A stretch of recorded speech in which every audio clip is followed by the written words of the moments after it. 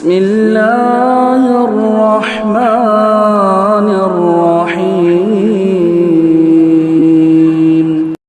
الحمد لله نحمده ونستعينه ونستغفره ونعوذ بالله من شرور أنفسنا ومن سيئات أعمالنا. من يهده الله فلا مضل له ومن يضلله فلا هادي له. وأشهد أن لا إله إلا الله وحده لا شريك له وأشهد أن محمدًا عبده ورسوله. أما بعد فإن خير الحديث كتاب الله وخير الهدي هدي محمد صلى الله عليه وسلم وشر الأمور محدثاتها وكل محدثة بدعة وكل بدعة ضلالة وكل ضلالة في النار. فأعوذ بالله السميع العليم من الشيطان الرجيم من همزه ونفخه ونفثه. يا أيها الذين آمنوا اتقوا الله حق تقاته ولا تموتن إلا وأنتم مسلمون. يا أيها الناس اتقوا ربكم الذي خلقكم من نفس واحدة وخلق منها زوجها وبث منهما رجالا كثيرا ونساء واتقوا الله الذي تساءلون به والأرحام إن الله كان عليكم رقيبا. يا أيها الذين آمنوا اتقوا الله وقولوا قولا سديدا يصلح لكم أعمالكم ويغفر لكم ذنوبكم. يا أيها الذين آمنوا اتقوا الله وقولوا قولا سديدا يصلح لكم أعمالكم ويغفر لكم ذنوبكم. ومن يطع الله ورسوله فقد فاز فوزا عظيما. أعوذ بالله السميع العليم من الشيطان الرجيم. قال فبما أغويتني لأقعدن لهم صراطك المستقيم ثم لآتينهم من بين أيديهم ومن خلفهم وعن أيمانهم وعن شمائلهم ولا تجد أكثرهم شاكرين. رب اشرح لي صدري ويسر لي أمري واحلل عقدة من لساني يفقهوا قولي. اللهم انفعني بما علمتني وعلمني ما ينفعني وزدني علما. اللهم لا سهل إلا ما جعلته سهلا وأنت تجعل الحزن إذا شئت سهلا. ہر قسم کی تعریف و توصیف، بڑائی اور بزرگی اسی اللہ رب ذوالجلال والاکرام کے لیے لائق و زیبا ہے جو ساری کائنات کا اکیلا خالق، مالک اور مدبر ہے. سبحان اللہ و بحمدہ و سبحان اللہ العظیم. درود و سلام ہو تمام انبیاء علیہم السلام پر، خصوصاً میرے اور آپ کے پیارے نبی امام الانبیاء والمرسلین، امام اعظم، مرشد اعظم جناب محمد الرسول اللہ صلی اللہ تعالی علیہ وسلم کی ذات مقدسہ پر. اللہم صلی وسلم وبارک وسلم علی نبینا محمد وعلی آلہ وصحبہ اجمعین. قابل قدر بزرگوں، نوجوان ساتھیوں، پردہ نشین خواتین اسلام، مائیں اور بہنیں، میں نے خطبہ مسنونہ کے بعد سورہ اعراف کی آیت نمبر 16 اور 17 تلاوت کی ہے، اور انہی دو آیات کی مناسبت سے آج کے خطبہ جمعہ کا موضوع ہے صراط مستقیم اور شیطانی راستے. یعنی آج ہم یہ جاننے، سمجھنے اور سیکھنے کی کوشش کریں گے صراط مستقیم یعنی سیدھا راستہ کون سا ہے، اور شیطانی راستے کون کون سے ہیں. صراط مستقیم پر چلنے کے لیے شیطانی راستوں سے کیسے بچا جا سکتا ہے، اور جو آدمی شیطانی راستوں سے نہیں بچتا وہ کیسے گمراہ ہو سکتا ہے. یہ تمام باتیں اس مختصر سے وقت میں آپ کی خدمت میں پیش کرنے کی میں کوشش کروں گا. اللہ سے دعا کیجیے کہ رب العالمین مجھے اور آپ تمام کو حق کہنے، حق سننے اور حق پر اپنی زندگی گزارنے کی توفیق نصیب فرمائے، آمین۔ یہ بات ہم اچھی طرح جانتے ہیں، اللہ تعالیٰ نے آدم علیہ السلام کو اپنے ہاتھوں سے پیدا فرمایا۔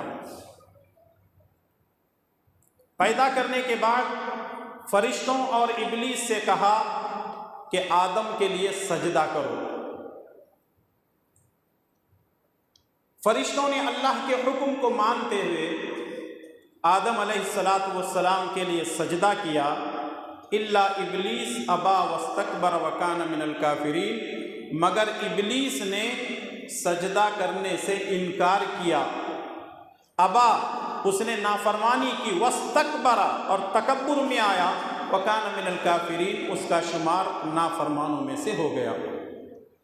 اللہ تبارک و تعالیٰ نے ابلیس سے کہا کہ جنت نافرمانوں کی جگہ نہیں ہے، فخرج فإنک رجیم، تو جنت سے نکل جا اس لیے کہ تو مردود ہے۔ اللہ کے ایک حکم کو نہ ماننے کی وجہ سے اللہ تعالیٰ نے ابلیس کو جنت سے نکال کر زمین پر اتار دیا۔ مجھے اور آپ کو سوچنا یہ ہے کہ ایک اللہ کے فرمان کو نہ ماننے کی وجہ سے جب ابلیس جنت سے نکالا جا سکتا ہے تو ہم کتنی نافرمانیاں اللہ کی کر رہے ہیں اور یہ سمجھ رہے ہیں کہ ہم سیدھے جنت میں جائیں گے۔ جب ابلیس دنیا میں آیا، اب یہ کہاں خاموش بیٹھنے والا تھا، اس نے اب وسوسے ڈالنا شروع کیا۔ اللہ تبارک و تعالیٰ نے آدم علیہ السلام کے تسکین کے لیے، ان کی راحت کے لیے انہی کی پسلی سے حضرت حوا کو پیدا فرمایا۔ اللہ تبارک و تعالیٰ نے آدم اور حوا دونوں سے کہا کہ جنت میں جتنی ساری نعمتیں ہیں یہ سب تمہارے لیے، کلوا واشربوا، کھاؤ اور پیو، ولا تقربا هذه الشجرة فتكونا من الظالمین، لیکن ایک درخت ہے اس کے پھل کو نہ کھانا ورنہ تمہارا شمار نافرمانوں میں سے ہو جائے گا۔ ابلیس نے بہلایا، پھسلایا، وسوسے ڈالا، یہاں تک کہ آدم اور حوا وہ غلطی کر بیٹھتے ہیں جس کے کرنے سے اللہ تبارک و تعالیٰ نے ان کو منع کیا تھا۔ جیسے وہ درخت کے پھل کو کھا لیتے ہیں جس کو اللہ تعالیٰ نے منع کیا تھا، سب سے پہلے ان کو پیشاب پائخانے کی حاجت ہوتی ہے اور جنت گندگی کی جگہ نہیں ہے۔ اور دوسرے یہ ہے کہ جنت کا جو یونیفارم تھا وہ نکل جاتا ہے۔ اب اللہ تعالیٰ کہتا ہے کہ آپ نے بھی وہی کام کیا جو آپ کو منع کیا گیا تھا، ایسا کیجیے آپ بھی زمین پر چلے جائیے۔ ابلیس پہلے ہی پہنچا ہوا تھا اور آدم اور حوا دونوں بھی زمین پر آ جاتے ہیں۔ اب یہاں سوچنے والی بات کیا ہے؟ سوچنے والی بات، غور و فکر کرنے والی بات یہ ہے کہ ہم یہ بات ہمیشہ سنتے ہیں، آدم اور حوا جنت میں جائیں گے، ابلیس جہنم میں جائے گا، ایسا کیوں ہے؟ اس کا جواب یہ ہے، مانا کہ آدم و حوا سے بھول ہوئی، غلطی ہوئی، زمین پر آنے کے بعد وہ اپنے گناہ کو یاد کرتے ہیں اور بار بار اللہ تبارک و تعالیٰ کے دربار میں توبہ اور استغفار کرتے ہیں۔ اللہ تبارک و تعالیٰ ان کی توبہ کو، ان کے استغفار کو، ان کی دعا کو قبول کرتا ہے اور ان کے لیے جنت کے فیصلے کرتا ہے۔ لیکن ابلیس، اس سے غلطی ہوئی، نافرمانی ہوئی، لیکن اس کو کبھی اپنے گناہ پر شرمندگی نہیں ہوئی، بلکہ وہ اکڑتا تھا، کہتا تھا کہ میں آدم سے افضل ہوں، اور نتیجہ یہ ہوا کہ اس کے اکڑ، اس کے گھمنڈ نے اس کو جہنم میں پہنچا دیا۔ اس سے یہ بات ثابت ہوتی ہے، ایک جملے میں آپ سمجھے تو یوں ہے کہ انسان سے غلطی ہوتی ہے، توبہ اور استغفار کرنا چاہیے، جیسا کہ حضرت آدم اور حوا دونوں مل کر کے دعا کرتے ہیں۔ کیا دعا کرتے ہیں؟ سورہ اعراف کی آیت نمبر 21 میں اللہ تعالیٰ نے فرمایا، قال ربنا ظلمنا انفسنا وان لم تغفر لنا وترحمنا لنكونن من الخاسرین۔ آدم اور حوا دونوں مل کر دعا کرتے ہیں، ربنا ظلمنا انفسنا، اے ہمارے رب ہم نے اپنے نفسوں پر ظلم کیا ہے، وَإِن لَّمْ تَغْفِرْ لَنَا وَتَرْحَمْنَا، اگر تو نے ہماری مغفرت اور بخشش نہیں کی اور ہم پر رحم نہیں کیا، لَنَكُونَنَّ مِنَ الْخَاسِرِينَ، ہم تو خسارہ اٹھانے والوں میں سے ہو جائیں گے۔ بار بار اس دعا کو پڑھتے رہے، توبہ اور استغفار کرتے رہے، اللہ تعالیٰ نے ان کی توبہ کو قبول کر لیا۔ معلوم کیا ہوا؟ جس انسان سے گناہ ہوتا ہے، اب یہ نتیجہ سن لیجئے، جس انسان سے گناہ ہوتا ہے اگر وہ توبہ اور استغفار کرتا ہے تو وہ آدم کی اولاد ہے، اور جس انسان سے گناہ ہونے کے بعد وہ اکڑتا ہے، تکبر گھمنڈ کرتا ہے، وہ ابلیس کی اولاد ہے۔ آج ہمارے معاشرے میں ایسے لوگ موجود ہیں، غلطیاں تو کرتے ہیں، گناہ تو کرتے ہیں، جرم تو کرتے ہیں، نافرمانیاں تو کرتے ہیں، لیکن ان کی اکڑ اتنی زیادہ ہے کہ وہ شیطان کے، ابلیس کے نقش قدم پر چل رہے ہیں۔ اللہ تبارک و تعالی ہم انسانوں کو انسان ہی بن کر رہنے کی توفیق عطا فرمائے۔ اللہ تعالی شیطان کے نقش قدم سے ہمیں بچنے کی توفیق عطا فرمائے، آمین۔ تو معلوم کیا ہوا کہ آدم اور حوا کو ابلیس نے جنت سے نکالا وسوسے ڈال کر، اور اس طریقے سے خود بھی جہنمی ہوا، اور انہوں نے توبہ اور استغفار کی، اللہ تبارک و تعالیٰ نے ان کے لیے جنت کے فیصلے کیے۔ ان تمام واقعات کو پیش کرنے کے بعد اللہ تبارک و تعالیٰ سورہ اعراف کی 16 اور 17 کے اندر فرماتا ہے، قال فبما اغويتني لاقعدن لهم صراطك المستقيم، اے اللہ جیسا تو نے مجھے گمراہ کیا ہے، لاقعدن لهم صراطك المستقيم، تیرے بندوں کے سیدھے راستے پر بیٹھ جاؤں گا، یعنی جس صراط مستقیم پر تیرے بندے چلیں گے وہاں میں بیٹھ جاؤں گا۔ اب دیکھیے اپنی اصلیت پر شیطان آ رہا ہے۔ قال فبما اغویتنی، جیسا کہ تو نے مجھے گمراہ کیا ہے، حالانکہ اللہ ہی گمراہ کرتا ہے، اللہ ہی ہدایت دیتا ہے، حالانکہ اس نے غلطی خود کی تھی جس کی وجہ سے، اپنے کرتوتوں کی وجہ سے وہ گمراہ ہوا تھا۔ اب آگے کہنے لگتا ہے کہ تیرے سیدھے راستے پر بیٹھ جاؤں گا۔ سوال یہ ہے کہ یہ اللہ تعالیٰ کے سیدھے راستے پر بیٹھنے کی بات کر رہا ہے، ہاتھ لگا کر بیٹھوں گا۔ سوال یہ ہے کہ کھڑا کیوں نہیں ہو سکتا ہے، بیٹھا ہوا کیوں ہے؟ اس کو ایک مثال کے ذریعے سے آپ سمجھنے کی کوشش کریں۔ جب دو ملک آپس میں لڑتے ہیں تو فوجی کیا کرتے ہیں، سب سے پہلے وہ بیٹھتے ہیں، اور بیٹھنے کے بعد پوزیشن لیتے ہیں۔ دشمن جیسے ہی حملہ کرے گا تو ہم اس کا جوابی حملہ کریں گے۔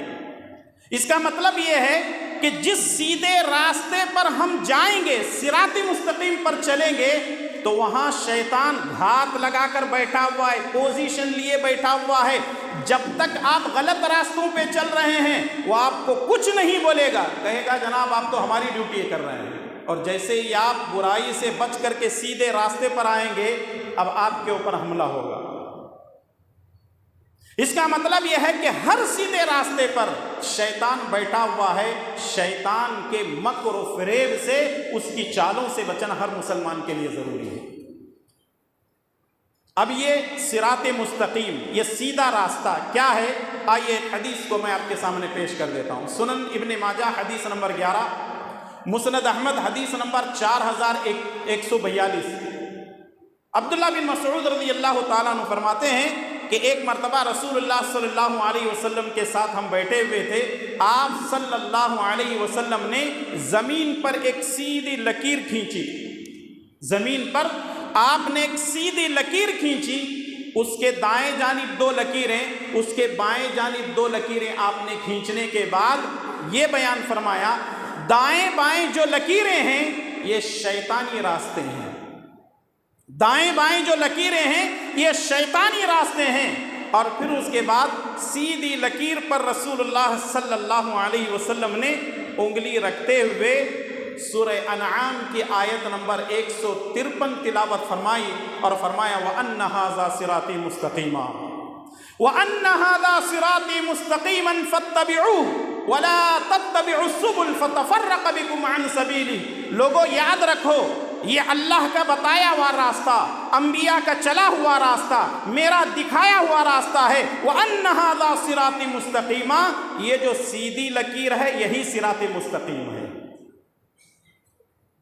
اسی لیے شاعر کہتا ہے کہ مسلک سنت پر چلا دا بے دھڑک، مسلک سنت پر اے سالک چلا جا بے دھڑک، جنت الفردوس کو گئی ہے یہ سڑک۔ اور الحمدللہ ثم الحمدللہ ہم دائیں بائیں لکیروں کی طرف جاتے نہیں ہیں، صراط مستقیم کی اتباع کرتے ہیں۔ دائیں بائیں جو راستے ہیں وہ شیطانی راستے ہیں، اور یہ جو سیدھی لکیر ہے رسول اللہ صلی اللہ علیہ وسلم نے فرمایا کہ یہ صراط مستقیم ہے، یہی سیدھا راستہ ہے۔ اور یہ جو سیدھا راستہ ہے اللہ تعالیٰ ہر آئرے غیر نتو خیرے کو نہیں دیتا، بلکہ اللہ تبارک و تعالیٰ جس کو چاہتا ہے صراط مستقیم کی ہدایت دیتا ہے، جیسا کہ اللہ تعالیٰ نے فرمایا سورہ نور میں واللہ یہدی من یشاء الی صراط مستقیم، اللہ جس کو چاہتا ہے صراط مستقیم کی ہدایت دیتا ہے۔ اور اسی لیے ہم ہر نماز میں اللہ تبارک و تعالیٰ سے دعا مانگتے ہیں، چاہے وہ نماز فرض ہو، سنت ہو، نفل ہو، کوئی بھی نماز ہو، ہم دعا کیا کرتے ہیں؟ اہدنا الصراط المستقیم صراط الذین انعمت علیہم غیر المغضوب علیہم ولا الضالین، اے اللہ ہمیں صراط مستقیم کی ہدایت نصیب فرما۔ اور یاد رکھیے انسان کو ہدایت کے راستے پر آنے کے لیے ساری زندگی لگ جاتی ہے، ہدایت صراط مستقیم پر آنے کے لیے انسان کو ساری زندگی لگ جاتی ہے، اور گمراہ ہونے کے لیے زبان سے ایک جملہ نکال دو آدمی گمراہ ہو جاتا ہے۔ میں فلاں حدیث کو نہیں مانتا، میں فلاں قرآن کی آیت کو نہیں مانتا، قرآن کے کسی حکم کو نہیں مانتا، پھر اس کے ایمان کی کوئی خیر نہیں ہے۔ تو اسی لیے ہم کو اللہ تبارک و تعالیٰ سے ہمیشہ یہ دعا کرتے رہنا ہے کہ اے اللہ تعالیٰ ہم کو صراط مستقیم پر گامزن رکھ، اور ہم ہمیشہ اپنی نمازوں میں دعا کرتے رہتے ہیں۔ ابلیس نے کیا کہا کہ اللہ تعالیٰ تیرے سیدھے راستے پر بیٹھ جاؤں گا اور میں لوگوں کو گمراہ کروں گا۔ ثم لآتینہم من بین ایدیہم ومن خلفہم وعن ایمانہم وعن شمائلہم، میں جب تیرے سیدھے راستے پر بیٹھوں گا تو تیرے بندوں کو گمراہ کروں گا۔ ابلیس کیا کہتا ہے کہ اللہ میں تیرے بندوں کو گمراہ کروں گا۔ کیسے گمراہ کرے گا؟ ابلیس خود بیان کرتا ہے آگے سے حملہ کروں گا، پیچھے سے حملہ کروں گا، دائیں اور بائیں سے حملہ کروں گا۔ اس کا مطلب یہ ہے کہ ابلیس ہم کو کتنے راستوں سے گمراہ کر رہا ہے؟ 4 راستوں سے ابلیس ہم کو گمراہ کر رہا ہے۔ اللہ اکبر، ذرا سوچئے اور غور کیجیے۔ یہ اللہ سے وعدہ کر کے آیا ہے کہ اللہ میں دنیا میں تیرے بندوں کو ایسے نہیں چھوڑوں گا، یہ آدم کی وجہ سے جو میں جنت سے نکالا گیا ہوں، اس آدم کو میں جنت میں جانے نہیں دوں گا، بلکہ نافرمانیاں کراتے ہوئے اپنے ساتھ میں ان کو جہنم میں لے جاؤں گا۔ اسی لیے اللہ تعالیٰ فرماتا ہے ان الشیطان لکم عدو فاتخذوہ عدوا، شیطان تمہارا کھلا ہوا دشمن ہے، لہٰذا تم اس کو اپنا دشمن ہی سمجھو۔ اور اگر کوئی آدمی شیطان سے دوستی کرتا ہے وہ سب سے بڑا ملعون آدمی ہے، سب سے بڑا لعنتی ہے، سب سے بڑا گمراہ ہے۔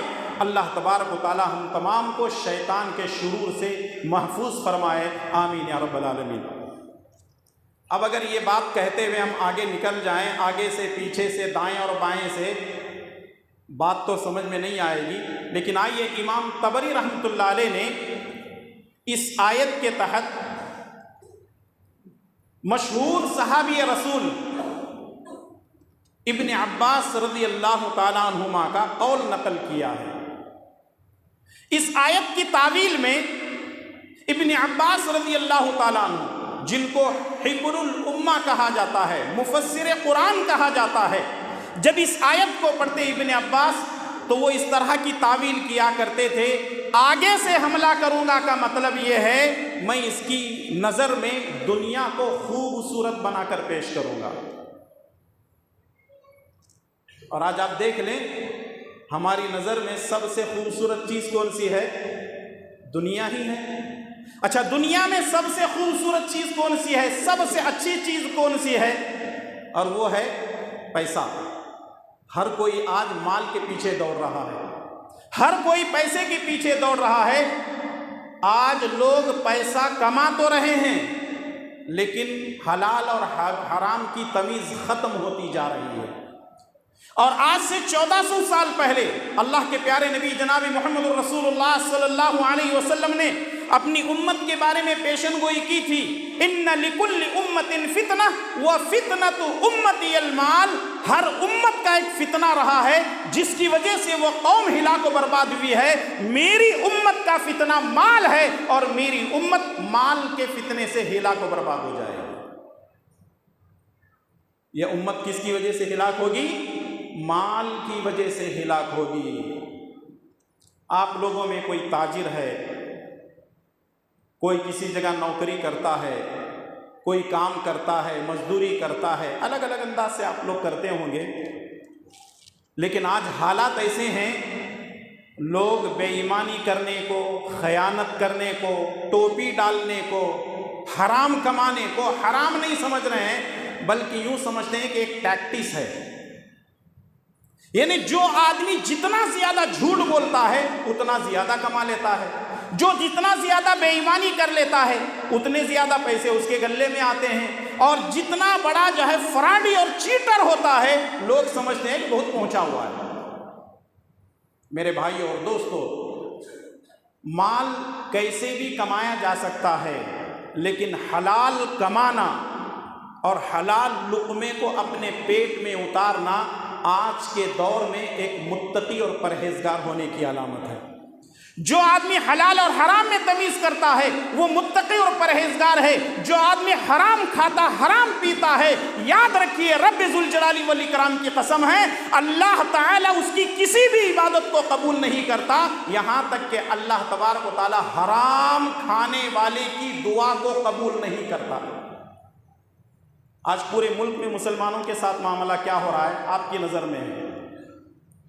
ہریانہ کے لوہ میں کیا ہوا معلوم ہے، منی پور میں کیا تشدد ہوا آپ کو معلوم ہے، راجستھان میں کیا ہو رہا ہے معلوم ہے، کرناٹک میں کیا ہوا وہ آپ کو معلوم ہے۔ دنیا پر آپ کی گہری نظر ہے، اپنے ملک کے حالات پر بھی آپ لوگوں کی گہری نظر ہے، ہر کوئی سوشل میڈیا سے جڑا ہوا ہے، اتنے سارے فسادات ہو رہے ہیں، مظالم ہو رہے ہیں، یہ حکومتوں کے ماتحت ظلم کیا جا رہا ہے۔ ہم رمضان میں دعا کر رہے ہیں، ہر نماز میں دعا کر رہے ہیں، ہر بیان میں دعائیں ہو رہی ہیں، آخر دعائیں قبول کیوں نہیں ہو رہی ہیں؟ اس کی بنیادی وجہ یہ ہے کہ ہماری کمائی حلال کی نہیں ہے۔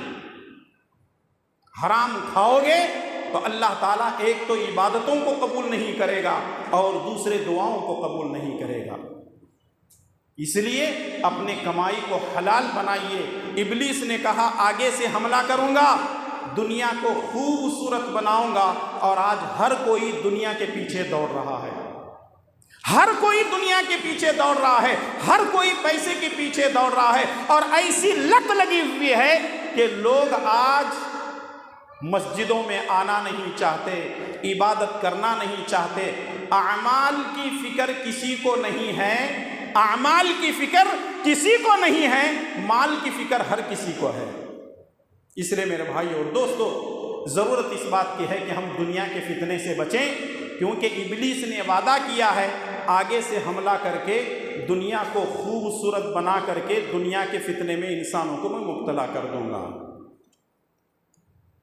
ابلیس نے کہا میں پیچھے سے حملہ کروں گا، یہ دوسرا راستہ ہے جس سے ابلیس ہمارے اوپر حملہ کر رہا ہے۔ پیچھے سے حملہ کروں گا کا مطلب کیا ہے؟ ہم اپنی پیٹھ تو نہیں دیکھ سکتے، اسی طرح ٹھیک ہم آخرت کو بھی نہیں دیکھ سکتے۔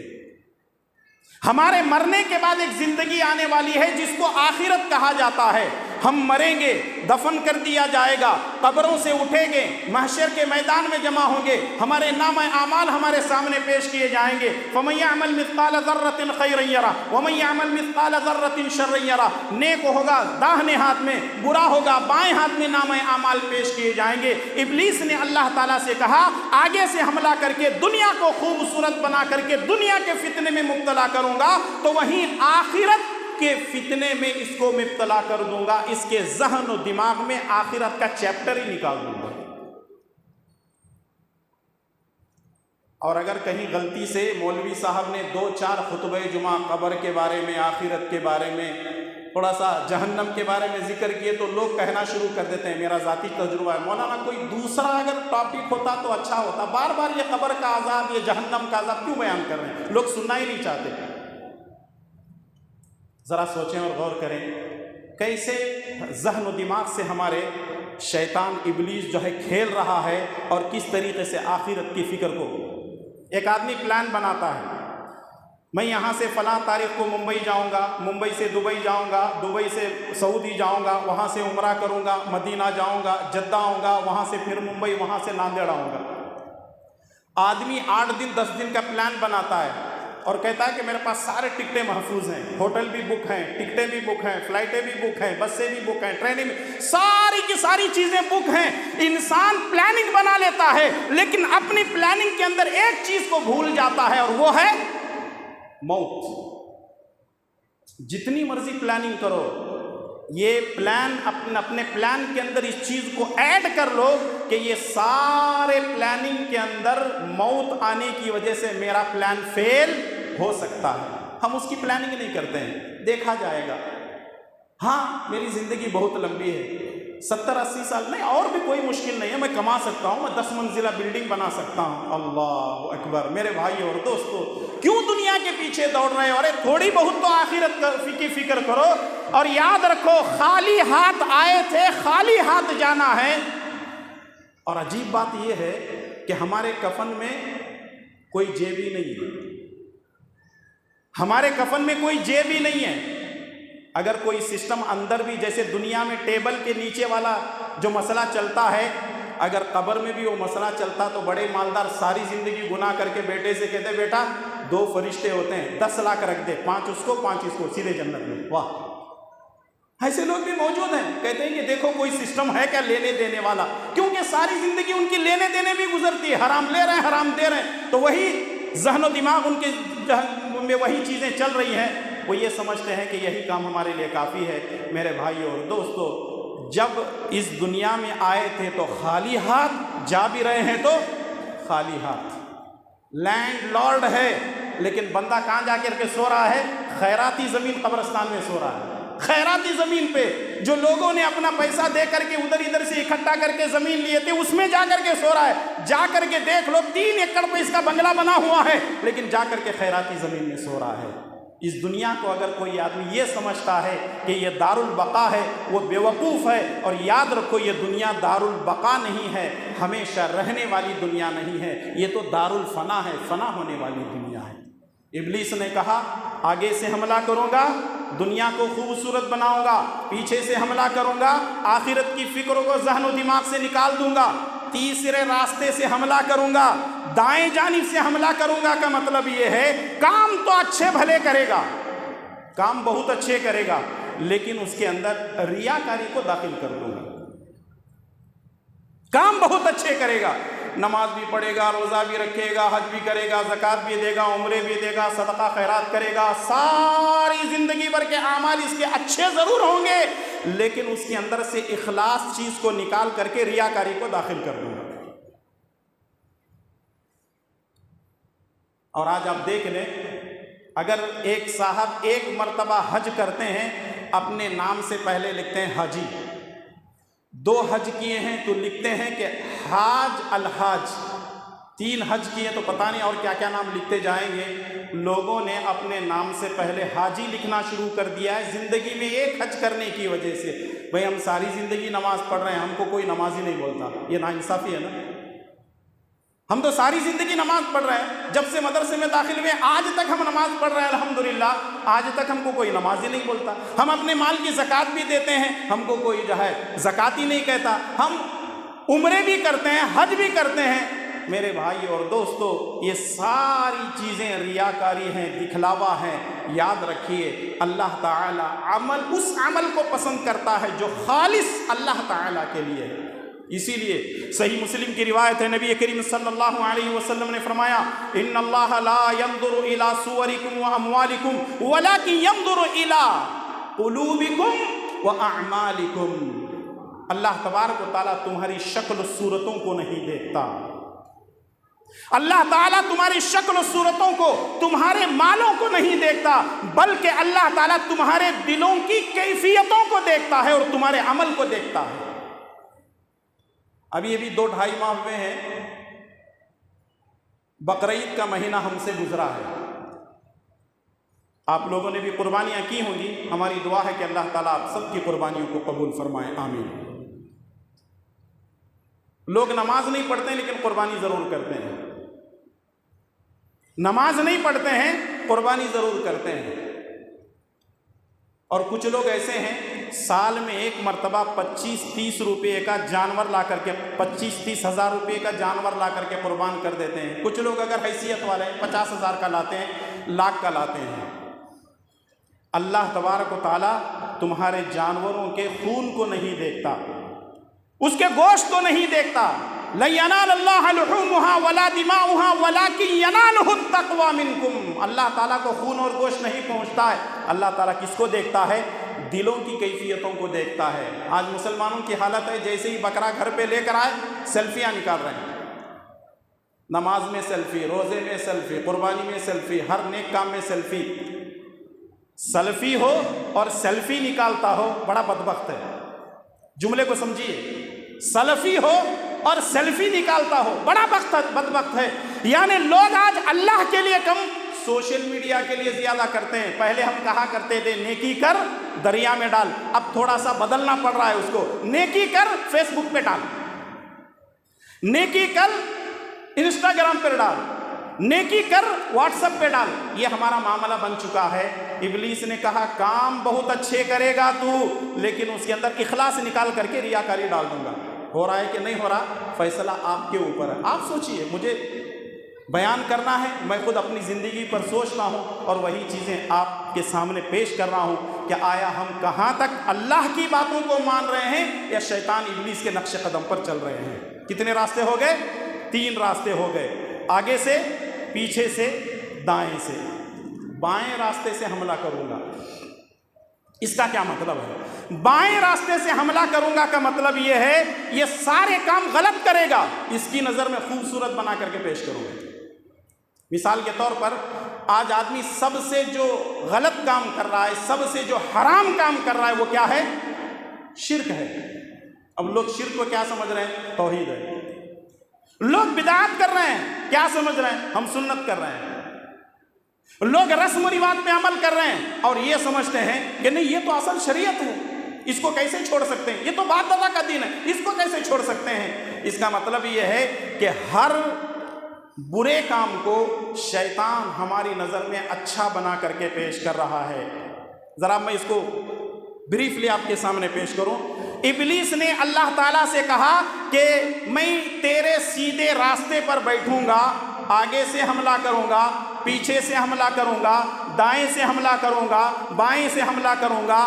آگے سے حملہ کرنے کا مطلب یہ ہے کہ دنیا کو خوبصورت بناؤں گا، پیچھے سے حملہ کرنے کا مطلب آخرت کی فکر نکال دوں گا، دائیں طرف سے حملہ کروں گا کا مطلب یہ ہے کہ کام یہ اچھے کرے گا، اخلاص نکال کر کے ریاکاری داخل کروں گا۔ بائیں جانب سے حملہ کروں گا کا مطلب یہ ہے کہ یہ کام غلط اور حرام اور برے کام کرے گا، لیکن اس کی نظر میں خوبصورت بنا کر پیش کروں گا۔ کتنے راستے ہو گئے؟ 4 راستے۔ یاد رکھیے کتنے راستے ہو گئے؟ 4 راستوں سے ابلیس حملے کر رہا ہے، لیکن 2 راستے تو ابلیس بھول ہی گئے۔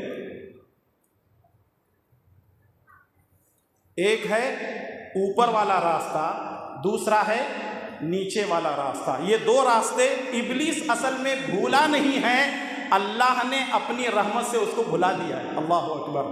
ذرا غور کیجیے، باتوں پر غور کیجیے۔ اب یہ 4 راستے ہیں، ابلیس جن راستوں سے ہم پر حملہ کر رہا ہے، صراط مستقیم پر بیٹھ کر یہ 4 راستوں سے حملہ کر رہا ہے۔ اللہ تبارک و تعالیٰ نے 2 راستے ابلیس کو بلا دیے، ایک اوپر والا راستہ، دوسرے نیچے والا راستہ۔ یہ اوپر والا راستہ کون سا ہے؟ یہ نیچے والا راستہ کون سا ہے؟ نیچے والا راستہ سجدے کا ہے، اوپر والا راستہ دعا کا ہے۔ شیطان کے ان 4 راستوں سے بچنے کے لیے کتنے راستوں کو اختیار کرنا ہے؟ 2 راستوں کو اختیار کرنا ہے۔ اور دعا کے بارے میں آپ جانتے ہیں اللہ کے پیارے نبی جناب محمد الرسول اللہ صلی اللہ علیہ وسلم نے فرمایا لا يرد القضاء الا الدعاء ولا يزيد في العمر الا البر۔ سنن ترمذی کی روایت حسن درجے کی ہے۔ آپ نے فرمایا کہ دعا تقدیر کو بدل دیتی ہے، نیکی کرنے سے عمر بڑھتی ہے۔ دعا کرنے سے تقدیر بدلتی ہے، نیکی کرنے سے عمر بڑھتی ہے۔ دعا کیجئے، اے اللہ شیطان بہت پریشان کر رہا ہے، اے اللہ آگے سے بھی حملہ کر رہا ہے، پیچھے سے بھی حملہ کر رہا ہے، دائیں اور بائیں سے بھی حملہ کر رہا ہے، اے اللہ تعالیٰ اس کے شر سے تو بچا لے۔ اگر ہم دعا کریں گے تو اللہ تبارک و تعالیٰ اس بات پر قادر ہے کہ وہ شیطان کے راستے سے بچا کر ہم کو صراط مستقیم کی ہدایت نصیب کر سکتا ہے۔ یہ ہے شیطانی راستوں سے بچنے کا پہلا طریقہ۔ اور دوسرے ہے زیادہ سے زیادہ سجدے کرنا۔ صحیح مسلم کی روایت ہے، عن ابی ہریرہ رضی اللہ تعالیٰ عنہ قال قال رسول اللہ صلی اللہ علیہ وسلم اقرب ما یکون العبد من ربہ وہو ساجد فاکثر الدعاء۔ ابو ہریرہ کہتے ہیں رسول اللہ صلی اللہ علیہ وسلم نے فرمایا بندہ سجدے کی حالت میں اپنے رب کے نہایت قریب ہوتا ہے۔ جب تم سجدے میں جاؤ تو خوب دعائیں مانگو۔ جب تم سجدے میں جاؤ تو کیا کرو؟ خوب دعائیں مانگو۔ اس کا مطلب یہ ہے کہ شیطان کے ان 4 راستوں سے بچنے کے لیے صراط مستقیم پر اپنے آپ کو گامزن کرنے کے لیے کتنے راستوں کو اختیار کرنا ہے؟ 2 راستوں کو اختیار کرنا ہے، اوپر والا راستہ دعا کا، نیچے والا راستہ سجدے کا۔ اب آخری بات، اسی پر اپنے خطبے کو ختم کرنے جا رہا ہوں۔ میں دوبارہ پورے کی پوری باتوں کو جمع کر رہا ہوں، اکٹھا کر رہا ہوں، بریفلی آپ کے سامنے پیش کر رہا ہوں تاکہ آپ ایک مقصد پر پہنچیں۔ ابلیس صراط مستقیم پر بیٹھا ہوا ہے، 4 راستوں سے حملے کر رہا ہے۔ 2 راستے اللہ نے ہمارے لیے بچائے رکھے ہیں، ایک اوپر والا راستہ دعا کا، دوسرے نیچے والا راستہ سجدے کا۔ ان 2 راستوں پر عمل کرنے کے لیے ہم کو ایک راستہ اختیار کرنا ہے، اور وہ ہے عبادت۔ اگر آپ کہتے ہیں نماز تو ٹھیک ہے، لیکن نماز میں صرف ایک ہی عبادت آئے گی۔ اگر ہم یہ کہیں گے عبادت میں نماز، روزہ، حج، زکوٰۃ، صدقہ، خیرات، قربانی، توکل، تقوی، ساری کی ساری چیزیں آ جاتی ہیں۔ اس کا مطلب یہ ہے کہ اگر کوئی آدمی عبادت کرتا ہے تو عبادت کرنے والا 2 راستوں کو ضرور اختیار کرتا ہے، ایک وہ سجدے بھی کرتا ہے، دوسرے دعا بھی کرتا ہے، اور ان 2 راستوں کے ذریعے سے وہ 4 شیطانی راستوں سے بچ سکتا ہے۔ اور جو 4 شیطانی راستوں سے بچ گیا تو وہ کون ہے؟ کہاں ہے؟ صراط مستقیم پر ہے۔ اب آپ غور کیجئے کہ آیا ہم عبادت کر رہے ہیں کہ نہیں کر رہے ہیں؟ اگر ہم عبادت نہیں کر رہے ہیں تو اس کا مطلب نہ ہم دعا کر رہے ہیں نہ سجدے کر رہے ہیں، اور جو نہ دعا کرتا ہے نہ سجدے کرتا ہے وہ شیطان کے راستے سے بچ نہیں سکتا، اور جو شیطان کے راستے سے نہیں بچ سکتا وہ کبھی صراط مستقیم پر نہیں آ سکتا۔ آخری ٹکڑا اس آیت کا رہتا ہے وَلَا تَجِدُ أَكْثَرَهُمْ شَاكِرِينَ۔ اے اللہ تیرے بندوں کو ایسے گمراہ کروں گا، بہت کم تیرے بندے شکر گزاری کرنے والے ملیں گے۔ اس آیت کا آخری ٹکڑا ہے وَلَا تَجِدُ أَكْثَرَهُمْ شَاكِرِينَ۔ اے اللہ تیرے بندے اکثر و بیشتر ناشکراپن کریں گے، تیری شکر گزاری نہیں کریں گے۔ اور ہم لوگوں کو دیکھتے ہیں دکان میں بیٹھے ہوئے ہیں، کاروبار چل رہا ہے، لوگ آ رہے ہیں جا رہے ہیں، اس کی گلے کی پیٹی بھری ہوئی ہے، نوٹ رکھے ہوئے ہیں، چیک رکھے ہوئے ہیں، اس کا Paytm, A T M, Google P M, سب سارے کے سارے کام کر رہے ہیں۔ اگر کوئی مولوی صاحب بیگ ہاتھ میں لے کر کے جائیں گے، پوچھیں گے جناب سیٹھ صاحب کیا حال ہے؟ کہتے ہیں کہ مارکیٹ کی حالت بہت خراب ہے۔ شکر کرو اللہ نے آپ کی حالت خراب نہیں کی ہے، اللہ نے دیکھنے والی آنکھیں دی ہیں، سننے والے کان دیے ہیں، بولنے والی زبان دی ہے، دل دھڑک رہا ہے، ہاتھ پیر کام کر رہے ہیں، آپ کا کلیجہ بہتر ہے، آپ کی جو گردے صحیح کام کر رہے ہیں، آپ کا پیشاب پیخانہ صحیح صاف چل رہا ہے۔ جا کر کے دیکھو لوگ ترس رہے ہیں، ڈاکٹر سے کہہ رہے ہیں کہ میرے داڑھ میں بیماری ہے، میرے کان میں بیماری ہے، میرے دماغ میں بیماری ہے، میرا دل صحیح کام نہیں کر رہا ہے، میرے پیٹ میں درد رہتا ہے۔ لوگ کہتے ہیں ڈاکٹر صاحب سے لاکھوں روپے لے لو لیکن مجھے درست کر دو۔ ڈاکٹر کہتا ہے علاج کرنا میرا کام ہے، شفا دینا اللہ کا کام ہے۔ اس لیے میرے بھائیو اور دوستو شکر گزاری ہمیشہ کرتے رہو، اور شکر گزاری کرنے کے لیے جتنا ہو سکتا ہے اللہ کی عبادت کرو، صدقہ خیرات کرو، اور جتنا ہو سکتا ہے رب کو راضی کرنے کی کوشش کرو۔ انہی چند باتوں کے ساتھ اپنی بات کو میں ختم کرنے سے پہلے سب سے پہلے میں اپنے آپ کو اور پھر اس کے بعد آپ کو یہ وصیت اور نصیحت کرنا چاہوں گا کہ تقوی ایک ایسی چیز ہے جس سے اللہ تعالیٰ راضی ہوتا ہے، عبادتیں ایسی چیز ہیں جس سے رب ذوالجلال والاکرام خوش ہوتا ہے۔ اللہ سے دعا ہے کہ رب العالمین ہم تمام کو صراط مستقیم پر اپنی زندگی گزارنے کی توفیق عطا فرما۔ اے اللہ سیدھے راستے پر چلنے کی توفیق عطا فرما۔ اے اللہ صراط مستقیم پر اپنی زندگی گزارنے کی توفیق عطا فرما۔ اے اللہ شیطانی راستوں سے ہماری حفاظت فرما۔ اے اللہ شیطانی راستوں سے ہماری حفاظت فرما۔ اے اللہ شیطان کے نقش قدم پر چلنے سے ہم سب کی حفاظت فرما۔ اے اللہ تعالیٰ پیارے نبی صلی اللہ علیہ وسلم کی اطاعت اور فرما برداری کرنے کی توفیق عطا فرما۔ اے اللہ جو مسلمان بیمار ہیں ان کو شفا کاملہ عاجلہ عطا فرما۔ اے اللہ جو لوگ اپنے کاروبار اور اپنی تجارت کو لے کر پریشان ہیں، اے اللہ ان کے کاروبار تجارت میں خیر و برکت عطا فرما۔ اے اللہ تیرے بندے بن کر جینے کی توفیق عطا فرما۔ اے اللہ ظالموں کے ظلم سے، حاسدوں کے حسد سے، شریروں کی شرارت سے ہم سب کی حفاظت فرما۔ اے اللہ بری نظر والوں کی بری نظر سے ہم سب کی حفاظت فرما۔ اے اللہ تبارک و تعالی ہمارے مساجد و مدارس کی حفاظت فرما، ہمارے علماء و دعات کی حفاظت فرما۔ اے اللہ مسلمانوں کے لیے دنیا میں جہاں کہیں بھی ظلم و ستم ہو رہا ہے، اے اللہ مسلمانوں کے جان و مال کی حفاظت فرما۔ اے اللہ مسلمانوں کی عزت و آبرو کی حفاظت فرما اور ہمیں ساری زندگی تیری بندگی کرنے کی توفیق عطا فرما۔ آمین یا رب العالمین۔ ربنا تقبل منا انك انت السميع العليم، سبحان ربك رب العزة عما يصفون، والسلام على المرسلين والحمد لله رب العالمين۔